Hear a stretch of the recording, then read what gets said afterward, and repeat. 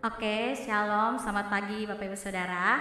Sebelumnya saya izin buka masker ya, supaya saya bisa lebih mudah untuk menyampaikan firman Tuhan hari ini. Sebelumnya saya mengajak kita untuk menyapa kiri kanan. Katakan, ingat Allah selalu menopang hidupmu. Ingat, Allah selalu menopang hidupmu. Oke, ya, saya coba. Apa yang saya lakukan? Oke. Baiklah. Sebelumnya kita berdoa. Saya mengajak kita untuk bersama-sama berdiam dan kita berdoa. Bapa yang baik, kami sungguh bersyukur karena Engkau adalah Allah yang kami percaya. Allah yang menolong kami untuk semakin bersandar dan berserah penuh pada pertolongan dan pimpinan-Mu. Hari ini kami mau Tuhan berdiam diri, membaca dan merenungkan sabda-Mu. Ya Allah Roh Kudus, tolong berbicara pada hati kami. Berikan kami kefokusan. Berikan kami hati yang mau terbuka. Sehingga ketika firman-Mu yang disampaikan, sungguh Tuhan, firman-Mu tidak lewat begitu saja. Tetapi firman-Mu menuntun kami untuk melakukannya. Tolong kami yang mendengar maupun hamba-Mu yang akan menyampaikan. Terpujilah nama-Mu Tuhan. Ini doa dan syukur kami. Dalam nama Tuhan kami Yesus Kristus kami berdoa, amin. Bapak Ibu Saudara terkasih, saya mengajak kita untuk membuka satu kebenaran firman Tuhan dari Mazmur pasal yang ke-37, Mazmur 37, nomor 37. Ya, ini pasalnya panjang ya ayatnya, tapi saya hanya mengajak kita untuk membaca beberapa ayat saja yang perlu kita highlight ya. Saya akan membaca mulai dari ayat pertama sampai ayatnya ke-10. Kemudian nanti saya meminta dengan kasih rekan-rekan singers untuk membacakan di ayat yang ke-23 dan ke-24. Lalu nanti saya mengajak Bapak Ibu Saudara sekalian bersama-sama dengan saya dan singers, kita membacakannya ayat 39 sampai ayatnya yang 40. Mazmur 37 ayat 1 sampai 10, ayat 23 dan 24. Ayat 39 dan 40. Jikalau sudah menemukannya, saya mengajak kita untuk bangkit berdiri sebagai respon kita untuk mendengarkan sabda Tuhan. Saya akan membacakan buat kita dan nanti dilanjutkan singers dan kita akan membacakannya bersama-sama. Mazmur 37 ayat 1 sampai 10, 23, 24, 39 dan 40. Demikian firman Tuhan. Dari Daud. Jangan marah karena ada orang yang berbuat jahat. Jangan iri hati kepada orang yang berbuat curang. Sebab mereka segera lisut seperti rumput dan layu seperti tumbuh-tumbuhan hijau. Percayalah kepada Tuhan dan lakukanlah yang baik. Diamlah di negeri dan berlakulah setia. Dan bergembiralah karena Tuhan, maka Ia akan memberikan kepadamu apa yang diinginkan hatimu. Serahkanlah hidupmu kepada Tuhan dan percayalah kepadanya, dan Ia akan bertindak. Ia akan memunculkan kebenaranmu seperti terang dan hakmu seperti siang. Berdiam dirilah di hadapan Tuhan dan nantikanlah Dia. Jangan marah karena orang yang berhasil dalam hidupnya, karena orang yang melakukan tipu daya. Berhentilah marah dan tinggalkanlah panas hati itu. Jangan marah, itu hanya membawa kepada kejahatan. Sebab orang-orang yang berbuat jahat akan dilenyapkan, tetapi orang-orang yang menanti-nantikan Tuhan akan mewarisi negeri. Karena sedikit waktu lagi, maka lenyaplah orang fasik. Jika engkau memperhatikan tempatnya, maka ia sudah tidak ada lagi. Silakan singers ayat 23 dan 24. Tuhan menetapkan langkah-langkah orang yang hidupnya berkenan kepadanya. Apabila ia jatuh, tidaklah sampai tergeletak, sebab Tuhan menopang tangannya. Bersama-sama kita ayat 39 dan 40, 1, 2, 3. Orang-orang benar diselamatkan oleh Tuhan. Ia adalah tempat perlindungan mereka pada waktu kesesakan. Tuhan menolong mereka dan meluputkan mereka dari tangan orang-orang fasik. dan Ia menyelamatkan mereka sebab mereka berlindung kepadanya. Amin. Jemaat dipersilakan duduk. Biarlah firman Tuhan yang kita baca, kita renungkan, Allah Roh Kudus yang mampukan kita untuk melakukannya dalam kehidupan kita sehari-hari. Nah, Bapak Ibu Saudara terkasih, izinkan saya mengeluarkan satu statement nih. Satu statement begini. Hidup kita seringkali dihiasi dengan aktivitas yang namanya menunggu. Hidup saya dan hidup Bapak Ibu Saudara seringkali dihiasi dengan aktivitas yang namanya menunggu. Jikalau Bapak Ibu Saudara itu adalah menunggu adalah aktivitas yang sering kita lakukan, maka pertanyaannya begini. Hal apa nih? Hal apa? Saya ajak kita berpikir ya, mulai kita berpikir. Aktivitas sehari-hari menunggu. Hal apa yang akhirnya membuat kita melakukan aktivitas menunggu? Coba Bapak Ibu Saudara mulai pikir nih. Aktivitas apa? Hal apa yang akhirnya membuat saya melakukan aktivitas menunggu ini? Lasa saya loh. Saya tanya Lasa, hal apa Lasa yang bisa membuat akhirnya ada aktivitas yang menunggu? Mandi. Ngerti kamar mandi tertentu. Oke. Ada lagi nggak Bapak Ibu Saudara? Cidesi. Nunggu jemputan. Nah, Ibu Erita. Hah? Tunggu telepon ya, tunggu telepon. Nah, Bapak Ibu Saudara, banyak sekali sebenarnya hal-hal yang akhirnya membuat kita melakukan aktivitas menunggu. Ya, saya kasih beberapa contoh. Misalnya kayak tadi ya, pagi-pagi kalau kita di keluarga ya kamar mandinya cuma satu, pasti kita ngantri. Kita nunggu kamar mandi. Pokoknya kita ngantri siapa yang paling cepat. Yang paling cepat mandi duluan dah, yang paling lama mandi terakhir, atau yang paling tua mandi duluan, yang paling muda mandi terakhir, atau sebaliknya. Yang mau cepat-cepat ke sekolah, mau kerja duluan mandi, gitu. Nah, kemudian aktivitas lainnya yang membawa kita akhirnya menunggu bukan hanya ketika ngantri kamar mandi, tapi misalnya lagi nunggu abang ojol, kita lagi di stasiun kereta api, kita lagi di MRT, kita lagi di busway, halte busway, kita lagi menunggu. Siapa yang kita tunggu? Kendaraan, mobil, abang ojol untuk jemput kita, untuk antar kita ke tempat yang mau kita tuju. Atau misalnya di tempat kerja yang kita mungkin shift-shiftan, kita mulai menunggu nih giliran siapa yang akan menjaga. Dan masih banyak lagi Bapak Ibu Saudara aktivitas-aktivitas harian yang membawa kita akhirnya melakukan yang namanya kegiatan menunggu.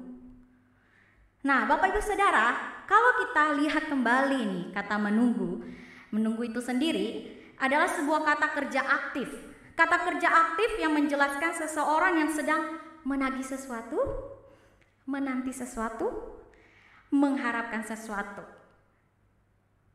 Atau bisa saya katakan seperti ini, menunggu adalah suatu aktivitas yang dikerjakan secara aktif yang dilakukan oleh kita manusia, di mana kita sedang menantikan sesuatu dan mengharapkan sesuatu.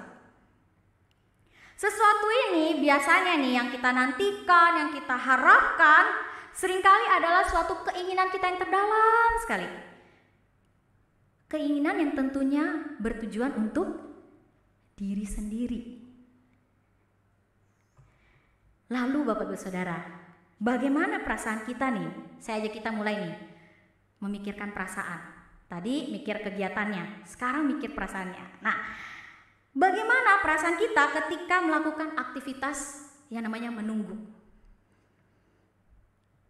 Waktu kita menunggu, perasaan-perasaan apa yang timbul dalam diri Bapak Ibu Saudara?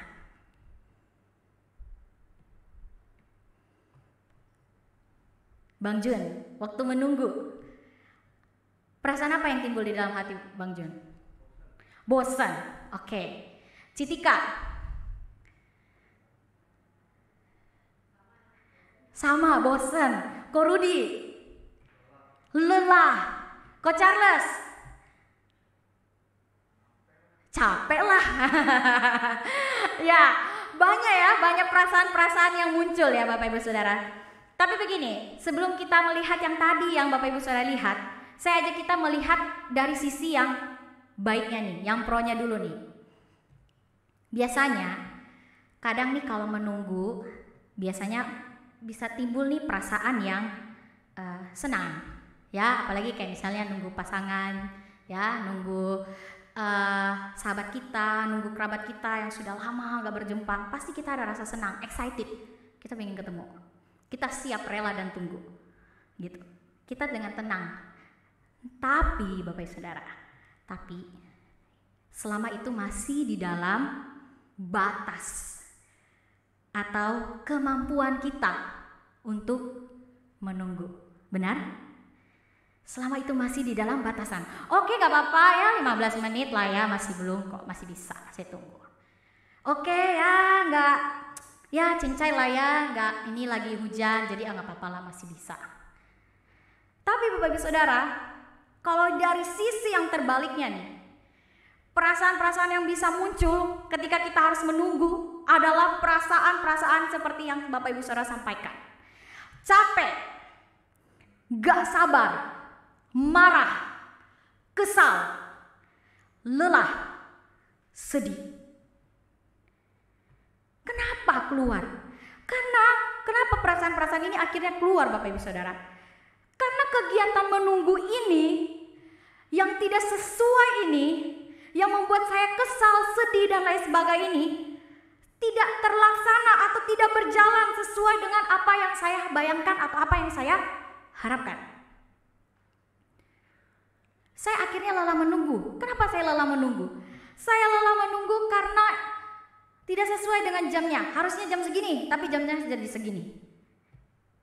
Bapak Ibu Saudara terkasih, saya kemudian akhirnya merenung seperti ini. Ternyata menunggu kadang-kadang menjadi tolak ukur, somehow, tanpa sadar. Menjadi tolak ukur kita seberapa jauh kita berhasil menunggu dengan baik. Ya, kalau menunggunya berhasil ya kita happy, enjoy. Tapi kalau misalnya kebalik, maka itu membuat kita merasa tidak berhasil, kita merasa kecewa. Dan tidak heran Bapak Ibu Saudara, menunggu adalah aktivitas yang menjadi persoalan yang kita hadapi sehari-hari. Menunggu menjadi sebuah persoalan yang kita hadapi sehari-hari. Jadi jikalau menunggu itu berhasil kita lakukan, ya tadi senang. Tapi kalau sebaliknya, ya kita kecewa. Menunggu akan sesuatu yang kita harapkan dan kita nantikan adalah hal yang tidak mudah untuk kita lakukan. Bapak Ibu Saudara terkasih, di dalam kehidupan kita sebagai orang percaya, menunggu juga adalah salah satu perjalanan spiritualitas kita, perjalanan rohani kita di dalam mengikut Tuhan dan menantikan janji Tuhan. Di dalam teks yang kita baca Bapak Ibu Saudara, kita sudah mulai nih, kelihatan nih. Tadi Bapak Ibu Saudara baca, terus mulai lihat-lihat lirik-lirik, mulai meraba nih. Kayaknya ini deh persoalan yang sedang terjadi. Persoalan yang sedang terjadi di dalam kehidupan orang-orang benar pada saat itu. Cuma saya mau kasih lihat sekilas Bapak Ibu Saudara ya, tentang Mazmur 37 ini singkat saja. Kalau kita lihat Bapak Ibu Saudara ya, banyak ahli yang menjelaskan Mazmur 37 ini tuh adalah Mazmur hikmat. Dia bukan hanya Mazmur hikmat, tapi juga him, nyanyian, pujian, yang mengangkat tema-tema yang biasanya dibahas di dalam sastra kebajikan atau sastra hikmat di dalam konteks saat itu. Tapi bukan itu ya, bukan itu yang saya mau ajak Bapak Ibu Saudara renungkan ya, sastra ataupun hikmat itu. Tapi yang saya mau kita fokuskan adalah ke persoalan nih, persoalan yang sedang terjadi, di mana Tuhan membuat kita dapat melihat perbedaan nih. Ada perbedaan antara kedua kubu, kedua orang pribadi. Satu adalah kubu orang-orang benar, satu adalah orang-orang fasik. Atau kalau misalnya kita gali lebih dalam, ini adalah orang-orang yang tidak bertuhan, orang-orang yang tidak percaya, orang-orang yang hidupnya penuh dengan kefasikan. Nah, Bapak Ibu Saudara, pada di bagian awal teks ini, penulis pemazmur memperlihatkan kita bagaimana kehidupan orang-orang benar yang sedang menantikan janji Tuhan. Janji Tuhan kalau di dalam teks ini diangkat yaitu konteksnya adalah warisan negeri yang ditinggalkan mereka, atau bisa di dalam pemaknaannya adalah kesempatan untuk hidup, kesempatan untuk memperoleh tempat tinggal, berkat pemeliharaan Allah, dan juga bagaimana Allah menjawab apa yang menjadi kerinduan terdalam manusia, umat Tuhan. Namun Bapak Ibu Saudara, di saat bersamaan, di saat orang-orang percaya, orang-orang benar ini sedang menunggu janji Tuhan, mereka kemudian mengalami pergumulan yang berat ketika melihat orang-orang yang tidak bertuhan tadi, orang-orang yang tidak percaya tadi, orang-orang yang fasik ini mendapat kehidupan yang makmur.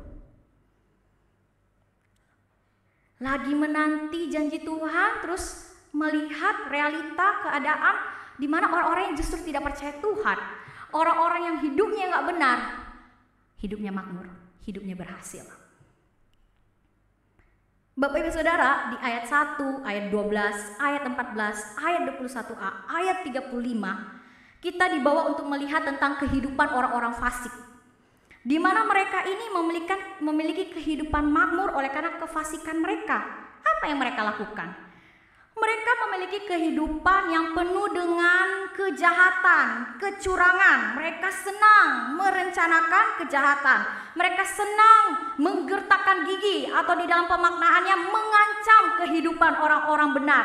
Mereka menghunuskan pedang, atau dikatakan mereka merobohkan atau membunuh orang-orang miskin dan membunuh orang-orang yang hidup jujur. Mereka juga memanfaatkan kebaikan orang-orang benar dengan meminjam, entah meminjam uang atau meminjam barang, tapi tidak dibayar kembali. Mereka sombong atas keberdosaan mereka, atas kefasikan, keberhasilan mereka yang mereka lakukan karena kefasikan mereka. Bapak Ibu Saudara terkasih ya, hal ini tentu saja menjadi hal yang berat bagi orang-orang benar ketika sedang menunggu janji Allah sembari melihat adanya kemujuran hidup orang-orang yang tidak bertuhan ini, orang-orang yang fasik ini. Lalu, seperti apakah perjalanan beriman atau spiritualitas orang percaya, orang benar saat menunggu janji Allah di dalam teks tadi? Bagaimana respons mereka? Apa yang Tuhan sampaikan kepada mereka? Paling tidak ada 3 poin yang mau saya sharingkan. Yang pertama, ketika sedang menunggu janji Allah, Bapak Ibu Saudara, orang-orang benar diajar, Tuhan mengajar dan juga mengingatkan mereka untuk tidak khawatir dan iri kepada kehidupan orang fasik. Mari kita memperhatikan di ayat pertama, saya bacakan buat kita ya. Firman Tuhan berkata begini, jangan marah karena orang yang berbuat jahat. Jangan iri hati kepada orang yang berbuat curang. Saya kemudian baca juga ayat 7 bagian B dan ayat 8 bagian pertama.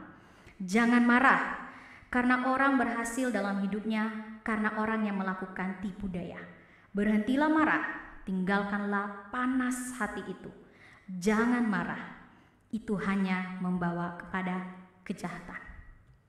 Bapak Ibu Saudara, kalau kita perhatikan teks ini di bahasa Indonesia memang tidak terlalu memperlihatkan dengan jelas. Tapi kalau kita lihat di dalam bahasa aslinya, kata jangan marah itu memiliki makna, yaitu jangan engkau resah sendiri, jangan engkau khawatir berlebih, jangan engkau iri, menjadi iri hati. Ayat 7 tadi dan ayat 8 juga sama, kata itu diulang kembali. Jangan resah, jangan khawatir berlebih, berhentilah marah, lepaskanlah amarah di hatimu. Saudara, Tuhan dengan tegas melarang umatnya untuk jangan membiarkan diri sendiri dikuasai atau dikendalikan oleh perasaan khawatir yang berlebih, oleh rasa resah, oleh rasa marah, hanya karena melihat kejahatan yang dilakukan orang-orang fasik, hanya melihat keberhasilan, kecurangan yang dilakukan oleh orang-orang fasik. mulai begini ya, kita mulai berpikir seperti ini. Emang kita nggak boleh marah? Emang kita nggak boleh kesal? Emang saya nggak boleh kesal kalau lihat ketidakadilan? Emang saya nggak boleh marah ketika melihat ada ketidakbenaran? Apalagi misalnya ini berkaitan dengan kalau kita lihat di berita biasanya korupsi.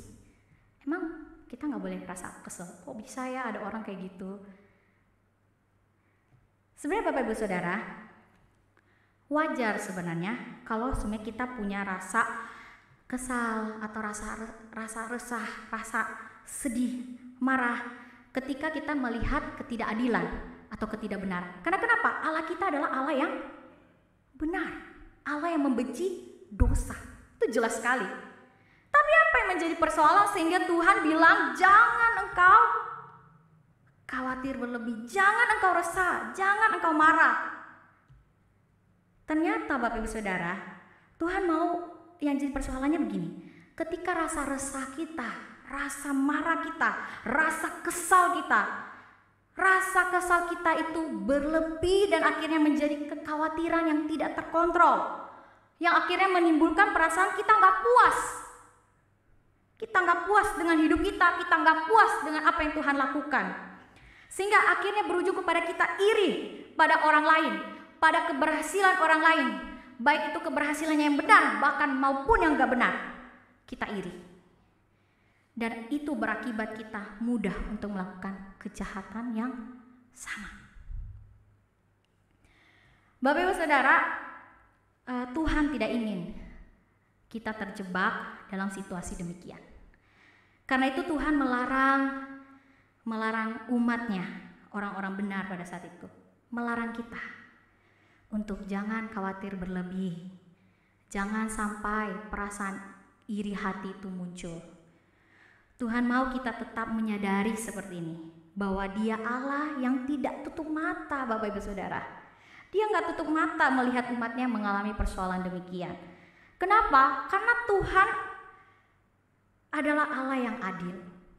Dia adalah Tuhan yang akan menyatakan keadilannya pada waktunya.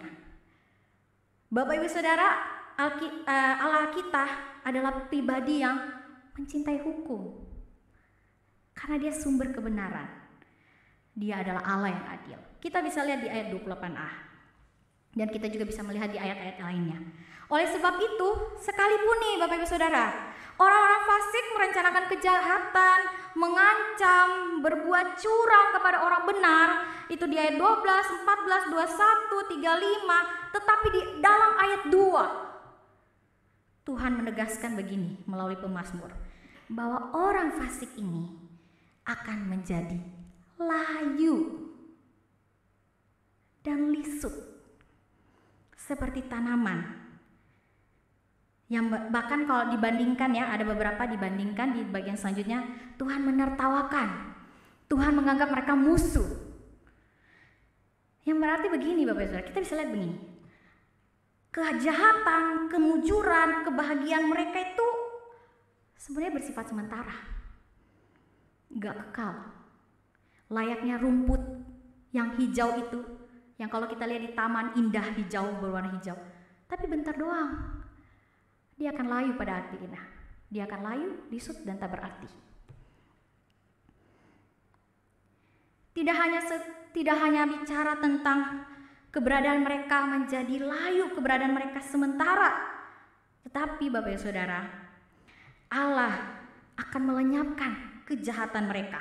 Itu di ayat 9, 22b, 28c, 38b. Dan Allah akan menjamin, Allah akan membinasakan mereka, mematikan rancangan kejahatan mereka, menghilangkan kejahatan mereka, dan bahkan menghancurkan kejahatan mereka. Ayat 10, 20a, 34 dan 38. Jadi kita bisa lihat begini, bahwa begini, sekalipun nih orang-orang fasik nampaknya memiliki hidup yang mujur, tetapi Allah kita tidak akan membiarkan umatnya menderita, menunggu janji Allah di tengah situasi itu. Allah tetap akan menyatakan keadilannya pada waktunya. Bukan pada waktu saya, bukan pada waktu Bapak Ibu Saudara, tapi pada waktunya. Kedua, ketika kita sedang menunggu janjinya, sang pemazmur mengajak orang-orang benar pada saat itu untuk tetap percaya kepada Tuhan. Ajakan untuk tetap percaya pada Tuhan dan menanti janji Tuhan dengan sabar. Ayat 3b, ayat 6, ayat 7a, ayat 9b, ayat 34b. Bapak Ibu Saudara, tetap percaya di dalam teks ini berarti sungguh-sungguh beriman, sungguh-sungguh menaruh rasa percaya kita dengan teguh dan tidak goyah lewat dalam bentuk kesetiaan kita untuk menanti dengan sabar. Kemudian Bapak Ibu Saudara, percaya juga sebenarnya tidak hanya diwujudkan lewat kesetiaan pada Tuhan, tetapi juga terwujud nyata lewat ekspresi kita nih, wajah kita, hidup kita, yakni bergembira atau bersukacita. Yang didasarkan bukan sekedar ya gue bersukacita walaupun gue menderita, tidak. Bersukacita kita dibangun karena atas dasar kehadiran Tuhan yang setia dalam hidup umatnya. Yang berarti Allah itu sendiri menjadi hal yang penting, hal yang cukup dalam perjalanan beriman kita. Oleh karena itu Bapak Ibu Saudara, kepercayaan yang teguh ini membawa kita pada sebuah penantian, menunggu, menuntut kita untuk sabar.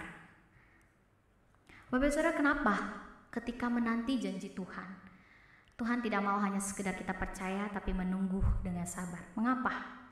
Karena ada beberapa dua hal yang mungkin saya sharingkan secara kecil. Pertama, karena Tuhan berkata sendiri di ayat 4 bahwa Tuhan memberikan apa yang menjadi keinginan hatimu. Kita mulai bertanya nih, keinginan hati kita kan nih banyak ya, mulai random nih, keinginan hati saya banyak nih Tuhan. Jadi apa maksud nih keinginan hati yang dimaksudkan oleh pemazmur dalam teks ini? Ada beberapa pakar menjelaskan bahwa begini, keinginan hati itu bicara tentang keinginan yang Tuhan bentuk sendiri, Bapak Ibu Saudara. Tuhan yang bentuk sendiri, perasaan di mana Tuhan membentuk hati umatnya untuk menginginkan hal yang benar. Jadi kerinduan kita bukan kerinduan yang tercemar, kerinduan yang salah, tapi kerinduan yang benar, kerinduan yang sesuai dengan apa yang Tuhan mau. Sebagaimana hal ini diterangi oleh Injil, oleh kebenaran yang kita pahami, yang kita hidupi sehari-hari. Sehingga kerinduan yang terdalam ini adalah kerinduan hal-hal yang benar. Kedua, Bapak Ibu Saudara, mengapa sabar?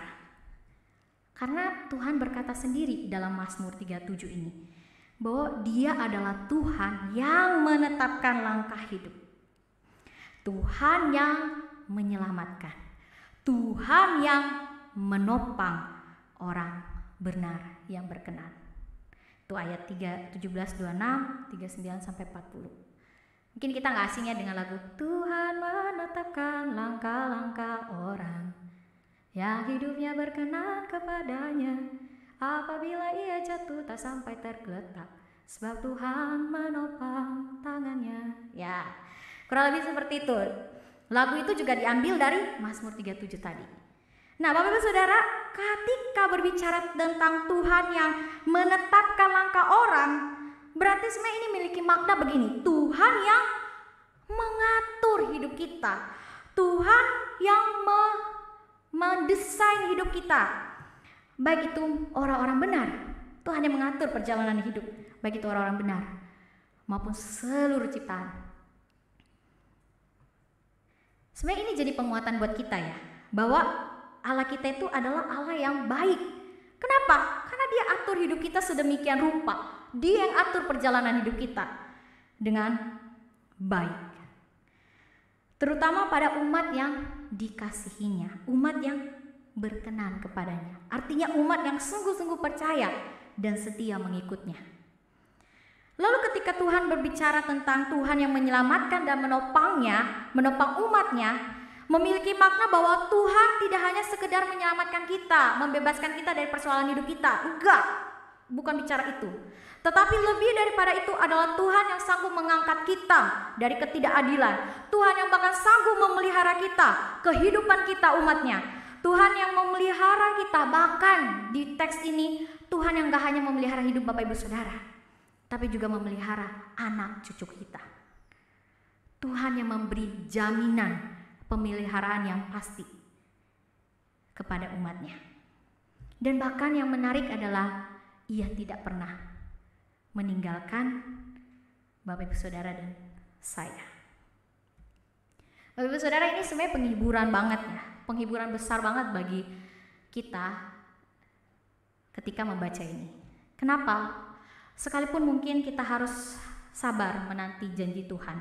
Di tengah keadaan tidak mudah, mungkin kita melihat ada orang yang lebih baik hidupnya dari kita, atau bahkan yang tadi melihat ada orang fasik juga hidupnya tetap mujur. Tapi yang menjadi jaminan adalah Tuhan adalah Allah yang Allah yang setia, Allah yang tetap mengatur langkah hidup kita, Allah yang mengendalikan hidup kita, Allah yang menyelamatkan kita, dan Dia menopang umatnya. Dan lagi-lagi Bapak Ibu Saudara, yang Allah inginkan hanyalah kita percaya dan setia untuk sabar menanti janji Tuhan. Bapak Ibu Saudara terkasih, spiritualitas menunggu bukan hanya bicara bagaimana kita diajar untuk tidak khawatir atau untuk percaya saja kepadanya. Karena itu Bapak Ibu Saudara, sembari belajar mengendalikan kekhawatiran, belajar menahan rasa iri, belajar untuk percaya serta menanti janji Tuhan dengan sabar, Tuhan juga mau kita sebagai umatnya untuk tetap menjaga integritas hidup kita sebagai orang-orang benar di tengah-tengah orang-orang yang di sekitar kita yang mungkin hidupnya penuh dengan kefasikan. Itu kita bisa lihat ya, mulai di sepanjang ayat itu ya, 3, ayat 11, ayat 16, ayat 23, ayat 26, 32, ayat 37, 38, dan 40. Bapak Ibu Saudara, hidup yang berintegritas itu seperti apa yang sebenarnya Tuhan kehendaki? Kalau misalnya dari Mazmur ini Tuhan mengajak untuk menjaga integritas hidup, maka integritas seperti apa yang Tuhan mau? Paling tidak ada beberapa highlight yang kita bisa lihat di sepanjang teks itu. Yang pertama, rendah hati. Tuhan mau kita menjaga integritas hidup kita dengan memiliki sifat karakter yang rendah hati. Tidak hanya rendah hati, kedua, murah hati atau pengasih, mudah memberi atau pemurah, penuh belas kasih ketika menolong orang.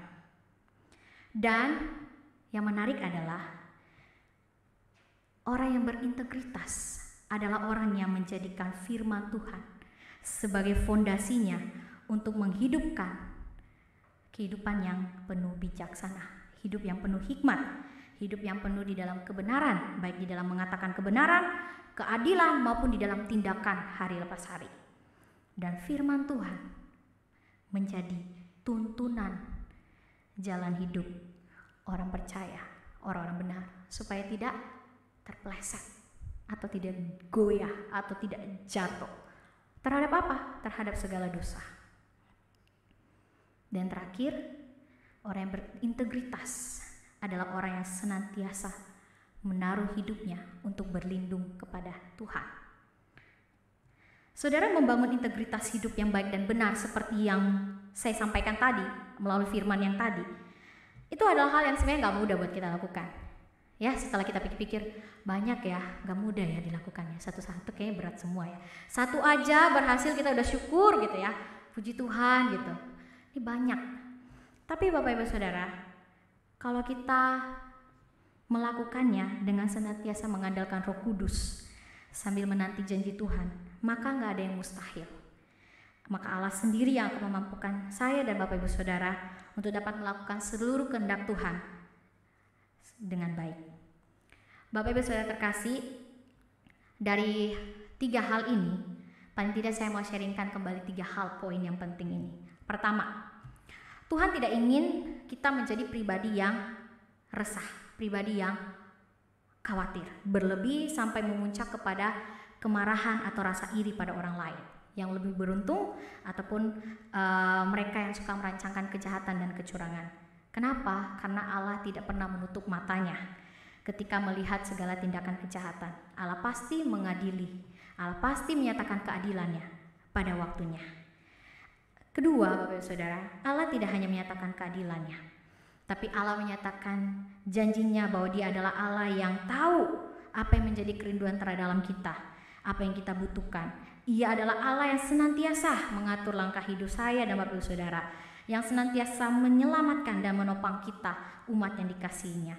Allah tidak akan pernah membiarkan anak cucu kita menderita dan tertindas. Allah hanya ingin kita belajar menantikan janjinya sambil tetap percaya dengan sungguh-sungguh dan menanti dengan setia. Dan terakhir, sembari menanti, Allah ingin kita umat-umatnya, orang-orang, menjaga hidup yang berintegritas dengan hati yang penuh bijaksana, menjauhi kejahatan dan melakukan hal yang benar di hadapan Tuhan. Bapak Ibu Saudara, sebelum menutup khotbah ini, izinkan saya sharing ya. Saya sharing tentang masa sekolah saya berkenaan topik hari ini, menunggu ya. Bapak Ibu Saudara, saya dari TK sampai saya SMA, menunggu itu waktu saya persiapan khotbah, terus saya teringat masa saya kecil, saya keingat menunggu. Menunggu itu adalah ternyata setelah saya melihat masa lalu saya, menunggu itu ternyata adalah hal yang paling saya nggak suka. Saya paling nggak suka menunggu. Kenapa Bapak Ibu Saudara? Karena apalagi menunggu papa jemput saya pulang sekolah ya. Anak-anak yang mungkin ya, Bapak Ibu yang punya anak ya bisa tanya anaknya, kalau papanya jemput lama atau mamanya jemput lama gimana perasaannya. Nah, saya waktu itu kalau bisa saya ingin rasanya menghindari perasaan itu, perasaan gak suka menunggu itu. Tapi Bapak Ibu Saudara, memang sejak kecil saya mulai menyadari, melihat dan memperhatikan papa saya itu adalah orang yang sibuk. Dia adalah seorang pekerja keras, dan dia memang kalau bekerja ya sungguh-sungguh totalitas, sampai karena kesungguhan itulah sampai dia berpengaruh pada waktu dia mau jemput saya pulang sekolah. Awalnya saya masih kecil ya, masih TK, saya punya pemikiran yang sederhana aja. Saya cuma pikirannya begini, nanti papa saya pasti jemput kok, gitu. Pikiran saya simpel waktu itu, ya nanti papa saya jemput saya. So yang saya lakukan Bapak Ibu Saudara ya, secara otomatis ya, kayak ya sembari tunggu papa saya ya saya melakukan sesuatu. Saya mulai itu dari kecil sampai saya SMA. Yang saya lakukan cara-cara supaya saya tidak resah, saya bingung, saya takut, saya nggak tahu perasaan-perasaan apapun. Saya mulai dengan main ke kantor guru TK saya main ke perpustakaan, entah saya ngapain, baca, tidur, terserah saya, sampai main dengan teman-teman saya. Yang menarik adalah saya melakukan kegiatan itu selalu, setiap hari, sampai saya SMA. Dan yang paling menarik setelah saya lihat-lihat dan saya merenungkan, mengingat kembali, saya melakukan itu sampai semua orang yang di sekolah sudah tidak ada. Orang-orang udah gak ada di sekolah. Literally berarti mereka udah pulang semua ya, udah balik ke rumah masing-masing gitu. Yang ada hanyalah saya dan Pak Satpam, ya itu pun Pak Satpam kan biasa jaga di pos ya. Jadi saya juga jarang main ke pos Satpam, saya di sekolah. Sebenarnya setelah saya pikir-pikir, awalnya mungkin saya merasa biasa aja, masih kecil. Namun hari demi hari, tahun demi tahun ya, bayanginnya dari TK sampai SMA. Saya duduk di bangku SMA menunggu papa jemput saya, itu berat sekali buat saya. Ternyata itu berat. Kenapa berat? Karena keseharian aktivitas menunggu itu membawa saya bergumul, Bapak Ibu Saudara. Setelah saya pikir-pikir ya, kenapa saya waktu itu saya kesal sekali kalau papa saya jemput saya sudah tinggal saya seorang diri. Tapi saya nggak bisa mengekspresikannya. Ya walaupun namanya juga anak ya, susah untuk mengekspresikan kekesalannya ke orang tuanya gitu. Kenapa saya punya perasaan seperti itu? Karena begini, saya bergumul untuk pada akhirnya saya merasa kesal menunggu karena saya berada di titik saya harus belajar untuk sabar. Papa saya kerja, ya kamu sabar tak? Gitu. 2, belajar mengerti papa saya orang pekerja keras. Dari kecil sudah terpola pikir bahwa saya harus mengerti papa saya adalah seorang pekerja keras. Jadi saya harus, ya kalau papa saya terlambat jemput ya udahlah ya gitu-gitu. Dan yang terakhir yang paling berat menurut saya adalah belajar tidak iri. Iri sama siapa? Ya iri sama anak-anak lain yang anaknya belum keluar pagar, bapaknya udah nunggu di depan, maknya nunggu di depan, udah tunggu siap antar pulang. Bapak Ibu Saudara, waktu saya persiapan khotbah ini, terus saya teringat masa kecil saya. Saya kemudian saya akhirnya kemudian berada di satu titik kesimpulan seperti ini. Ternyata ya, menunggu itu adalah hal yang berat. Menunggu adalah hal yang gak mudah sebenarnya. Apalagi kita sebagai orang percaya. Menunggu janji Tuhan. Menunggu Tuhan menyatakan keadilannya. Menunggu kapan Tuhan akan menolong. Menunggu kapan Tuhan akan menopang saya. Namun Bapak Ibu Saudara, biarlah kita ketika menunggu, kita tetap percaya dan berserah pada Tuhan. Mari kita menanti dengan sabar, sambil belajar mengendalikan perasaan-perasaan khawatir kita, rasa iri kita pada orang lain, pada orang yang lebih baik hidupnya dari kita. Dan mari kita tetap melakukan hal yang baik Bapak Ibu Saudara, sambil menantikan dirinya Allah, pertolongannya. Sebab Dia adalah Allah penyelamat kita.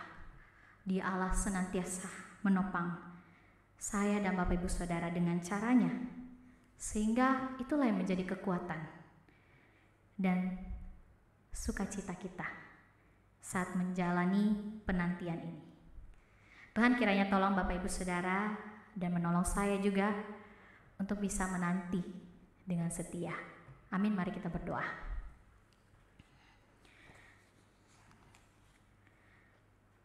Bapa di surga, kami sungguh bersyukur.